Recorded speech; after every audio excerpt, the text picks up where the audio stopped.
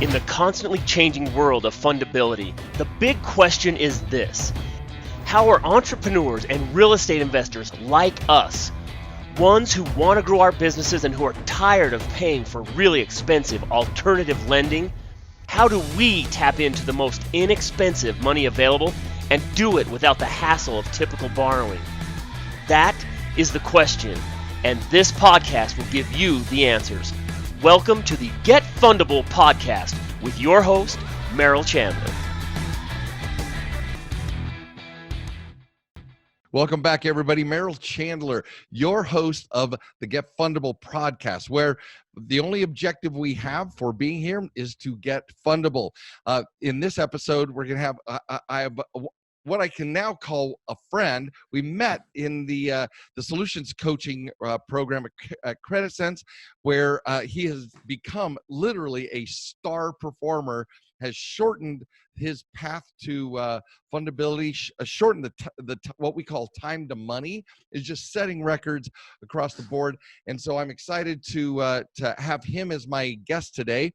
When we come back, we'll be meeting with Kirk Wettschreck, and we'll make sure I pronounce that again, because he told me that it's called Wettschreck, so as in the movie. So when we come back, we'll jump in and find out what it means from not my perspective, what it means to be fundable, to become fundable, and the kind of the juice you get from being fundable. So we'll be right back. Okay, we're back. Kirk, how are you, sir? Glad to have you as part of the show today. And tell our listeners and our viewers a little bit about you and where you hail from, but more importantly, kind of why fundability? What was it that you were running into and kind of give us a little history about where you, how you found us and why you're here. Hey, Merill. Yeah, thanks. Thanks for inviting me. Totally honored to be here. Appreciate the opportunity to share my story. Again, yeah, my name is Kirk Wettschreck. You think of the green guy Shrek, he's all wet. So I know it's sometimes intimidating for some people. 11 letters of German awesomeness, as I usually say. But so yeah, I come from Minnesota. And so I met you here. You came into town to give a talk to our notes group for our local RIA, to kind of introduce your service and what you did. And from that, I joined the boot camp, which apparently was your first ever live. First ever. And it was not just live. I mean, it was not just our first, but it was the first live. Before we didn't stream it or anything. Right. It was just, hey, welcome Minnesota. Let's do this thing.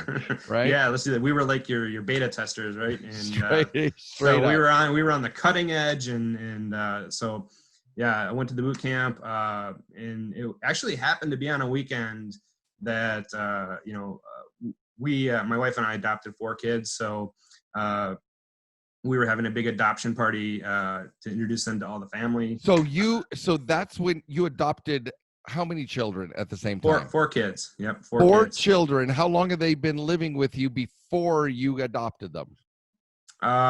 They were almost 6 months, almost a year, I think. Yeah.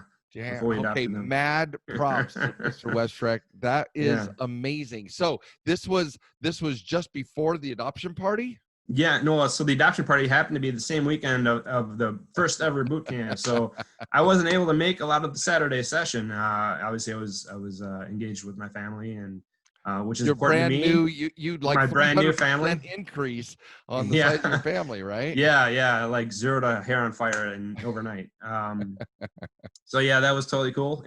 But I made as much of the boot camp as I could, and from that I was able to take away some actionable intel and start working on some of the things that you teach in the boot camp, start working on my profile and getting things in line. So I could reach for that. So how long after the boot camp did you kind of do things on your own before you did your strategy session or decided the solutions coaching was going to be right for you? Right. So I knew that after the boot camp that I wanted to engage as a client, but I had to wait for the right time. I had to start. So while I was waiting, I started getting things in line myself. So the boot camp was in November, and I became a client the following April. Excellent. So a few months in between there. So, Mhm. so at the boot camp, you found that there was enough to do. I mean, Oh some yeah. people don't become clients, and yet they still kill it. What was it that made you want to be part of the solutions coaching program rather than just take the boot camp intel and do it on your own? So yeah, there is absolutely enough content and information in the bootcamp to definitely do a lot of things on your own. But what I found is my time is very valuable, especially now that I have 4 kids. A lot of my time is Truly. taking up raising 4 kids that are between then they were between 3 and 7, I think. So. Wow. 4 young kids, we were very busy with them. So I knew that I needed to go down this path. I knew that I wanted to improve and get fundable and optimize my profile. So, I made the decision to become a Valley client and let you guys do a lot of that heavy lifting. Yeah. And we always tease people about, and I train the advisors that it really is, if somebody gets out of their own way. Right. But the point of the podcast here is less about making the kind of the sales pitch for it, but but now you're through and through, all of the tech, right? Not just the boot camp tech, client tech. What's been your experience of the fundamentals of, or perspective change from looking at good credit, bad credit, or hard money loans, private money? What is it that fundability has changed in your life? What is it that's making a difference or an impact in your life? For me, I'm able to now start looking at being able to do my own deals. So it has increased my fundability absolutely more than 100%, I would say. So well, where'd you start? Yeah, and we don't believe in scores, but they are a measure kind of where we're starting. So where did you start out in your profile? And if you don't mind sharing, why was it there? And then what was it that the fundability allowed you to do? And where are you sitting now? Right. So when I started my profile, it wasn't terrible, I would say, but I had around a 680 score. Fairly average maybe. And I had high utilization on a lot of my cards across my entire profile. Because we learn at the boot camp, in the book and everything, that everybody's killing the golden goose, right? Yeah, so absolutely. Speak to that of what. So tell us about what you were using your personal profile to do. Mm-hmm. How were you killing the? Yeah. How were I was you living killing life. the golden goose?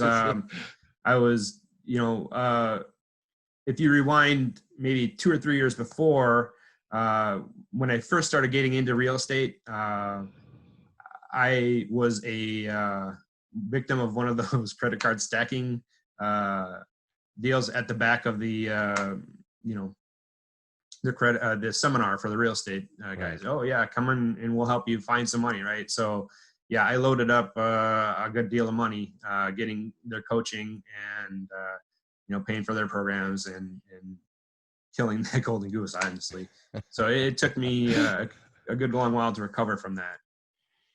Got it. And so now where do you sit after you've been starting to optimize? You're implementing the fundability principles. What's going on now?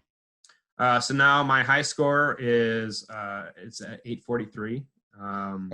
We dialed in 680. Hold it. Let's stop right there. Right there. So you're in the 680s. Yeah. And I'm gonna tell you right now, everybody who's listening, everybody's watching, you can't go from 680 to 843 just by lowering your balances. Okay. This is, Right. so kind of what was it that you got to experience to get you? I mean, 850 if you're using the unweighted score. Look at all the tech guys. If you're using the unweighted score, it's you're in the 840s. I mean, 850 is the cap, right? So Right. what is it that you helped get you there? So I put together plans with my advisor team. I started paying down some of those cards. I started doing some debt shifting after we were able to establish some business lines of credit and some business credit to move some of that personal utilization over to business. Yeah, debt shifting, right? Debt shifting, yep. And that helped a great deal, actually. And then just knowing where to apply payments and when to apply payments. We ended up closing some different cards and just optimizing some other things with my, making sure my personal identity was dialed in. And then just being able to start establishing some of those business banking relationships. So let's talk about that. What was the so before you learned about Fundability, kind of give us an idea of what your beliefs were about borrowing from top tier banks. Honestly, before any of the boot camps or anything, I had no idea about any kind of tiers of banks. I was probably more of a seagull or maybe a fox. I don't know. I was just trying to grab up money wherever I could to get deals done. Right. Right. So whatever bank would give me credit, whatever bank would give me loans, I would, try and take advantage of that. And so what's been your experience? You've been with the coaching program for what now? 9 months, 10 months? I think like 10 months. Yeah. So, and what are your results and kind of what and the tiers of the banks, right? What have you been able to take down so far?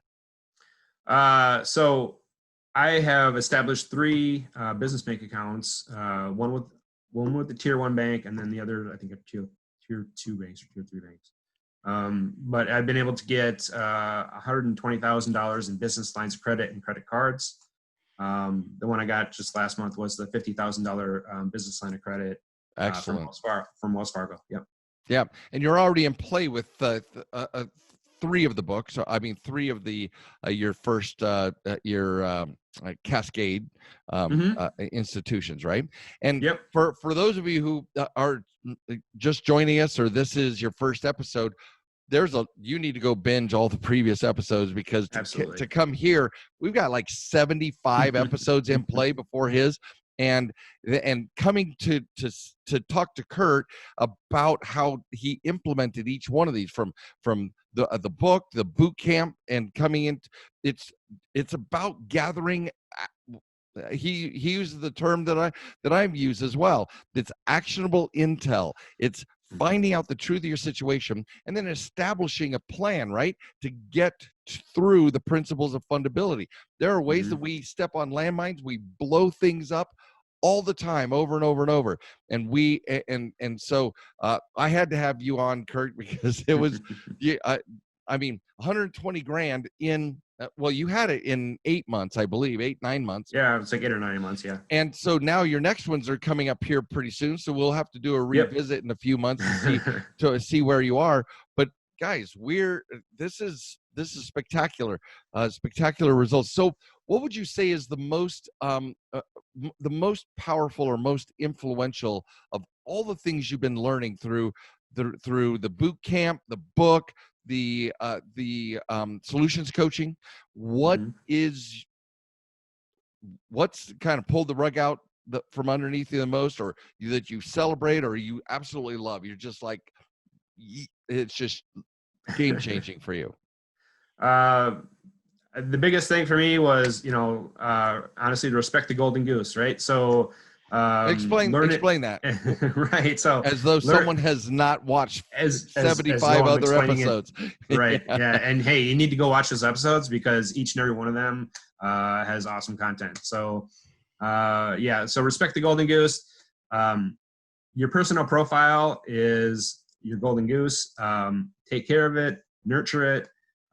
Don't grill it, don't cook it, don't overburden it with undue utilization and other such credit card stacking schemes. Yes. Yeah, take care of your personal credit profile and watch things take off. Yeah, that's the truth. If you haven't seen the golden goose, the goose that lays golden eggs is your personal borrower profile, and 80% of a lending decision by any bank, 80% of the lending decision is based on your that qualified personal borrower profile. And so when we nurture it back to health, to use your terms, Kirk, when we nurture it back to health, then it'll lay golden eggs, business lines of credit, commercial loans, real estate loans, everything that you ever wanted to drive your particular your business, your culture. It just changes everything. And so that's awesome that you have done. Now I got to tell you, for those of you, we can't show it on the screen, but for those of you, you need to go to getfundablepodcast.com and find this episode, because my producer is going to include a half a dozen of Kirk's memes. He has done so many great memes that he shares on the Funding Hackers group, the Get Fundable group, on the Credit Sense group. He's creating memes all the time about, and there's Lord of the Rings, there's the Matrix. Now, the Neo, he didn't even know this, but Neo, if somebody asked me, who is your superhero? Who is your hero? What is the icon of who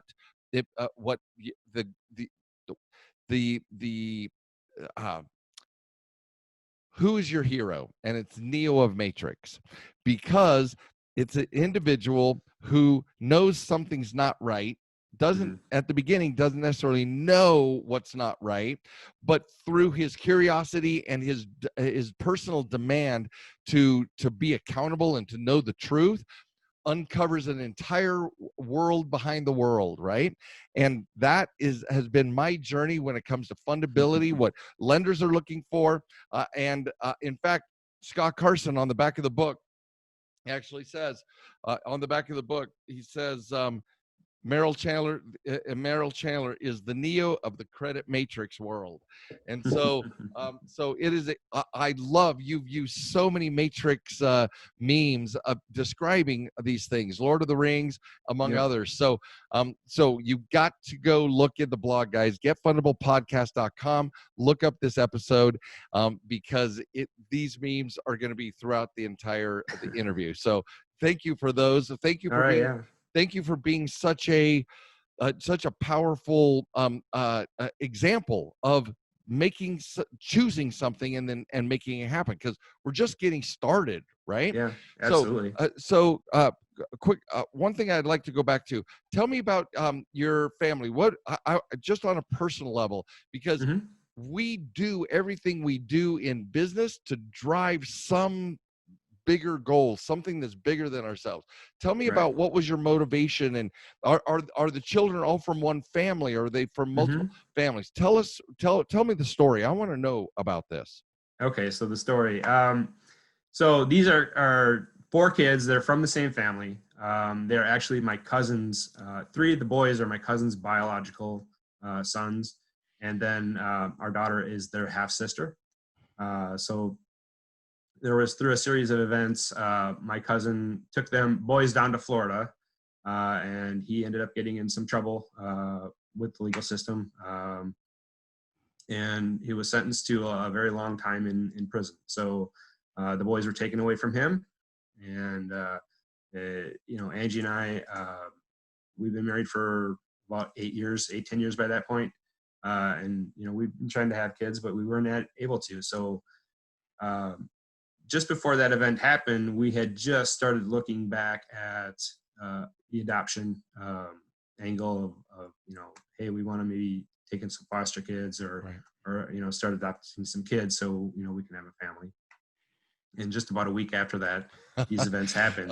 I'm only laughing so I don't cry. It's like, well, ding, ding, ding, wishes granted. Yeah, right. And so, there was a higher power that knew, that these kids needed us, and and we needed these kids. So That's amazing. It's been over 2 years now that we've had them, and so it's come a long way, and there's still a lot of things, and I'm just start crying now. No joke, my friend. No joke. But there's they come from a completely trauma background where they were neglected, and they didn't have necessarily the best ideal situation growing up. So we were able to and the first thing Angie said, when we found out about what happened to my cousin is, we got to get these kids, and that's amazing. And they were stuck down in Florida for almost 6 months when we were trying to get them back up to Minnesota. And,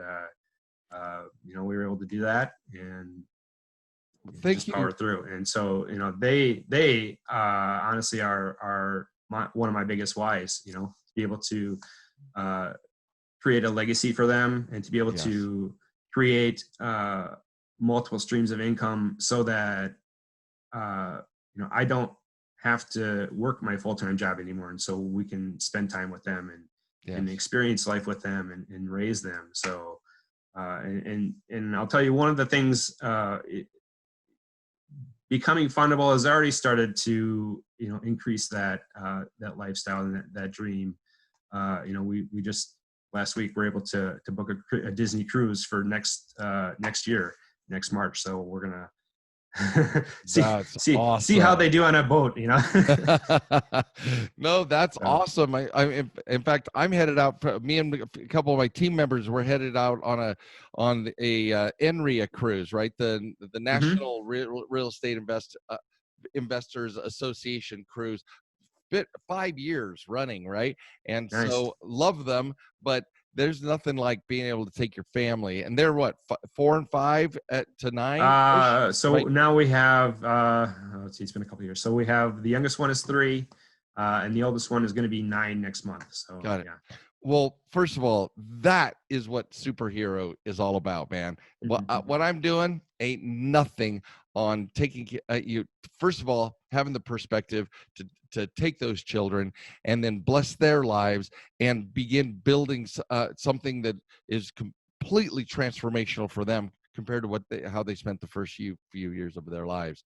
So, Kirk, mad, crazy, insane props to you. I'm no Neo when it comes to that, because I had my children, right? They're all adult. In fact, Sharon was on a dozen episodes ago. I just had a conversation with her, my oldest. She's 31 now, and they just asked me all the questions necessary to pick up their second property, so they could start renting their one, and included me in she's a fundability genius, but they included me in the see if they were missing anything. So you, with your perspective, do you realize the power you're going to give those children as you educate them on what's really going on out there and how they can leverage their own skills, their talents, and to have a genius father and mother. And thank you for doing what you have done, man. We always tell the military, thank you for your service, but no joke to you.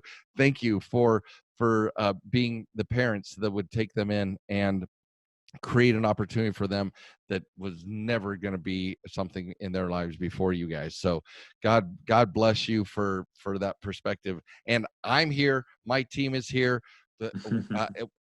Whatever it takes to support you in building life, because that is your why, right? That's my why. Yeah. My why is growing. It is growing the awareness of something, because my wife shifted as soon as all my children are adults, and they're all making their way in the world, and we still have an amazing relationship, and they're all fundable, but my why has shifted, and I'm here to support you in your why. Just like I'm here, any listeners, any viewers, I'm here to support your why. Kurt, you are an amazing example of someone who is taking it seriously and getting shit done. So I appreciate that. Absolutely. Ladies and gentlemen, viewers and listeners, thank you for joining us on this episode of Get Fundable. Kirk, you're fundable, and you're on your way to even greater fundability. Congratulations on your 120,000, and you're apparently everything's in play to grow that, to double and triple that over the next, hopefully by the end of the year. I can't forecast that, but that's when you're already there, that's the pace, right? Yep, that's the goal. Yeah, congratulations. Mad props to all of you. Thank you for listening, guys, and we'll sign off here. Any last words, Kirk, on what this can do for your life? Any last words for our listeners? Well, so first of all, thank you again. Thank you. Appreciate you and your team. I would say, if you're on the fence or anything about either the boot camp or even becoming a client, it's worth every penny. Even the boot camp, you're going to get actionable intel where you can go and just learn just amazing things that can change your life and change your children's life. Hell yeah. So get her done. Get her done. All right. Guys, thank you for joining us. We will, this is Merill Chandler, your host of Get Fundable podcast, signing off. Keep binging. Keep going for it, because we got more amazing content to come. Again, Kirk, thank you very much, and we will sign off. All right. Thanks, Merill. Appreciate it. Thank you for listening to the Get Fundable podcast. Please leave comments, because Merill would love to read about your aha moments from this episode. And be sure to visit getfundable.com to read our blog, get important links, join our community, and much, much more, like ordering Merill's tell-all book that is changing the world, The New F Word. And you got to tell your friends about this podcast, because we want them to get fundable too.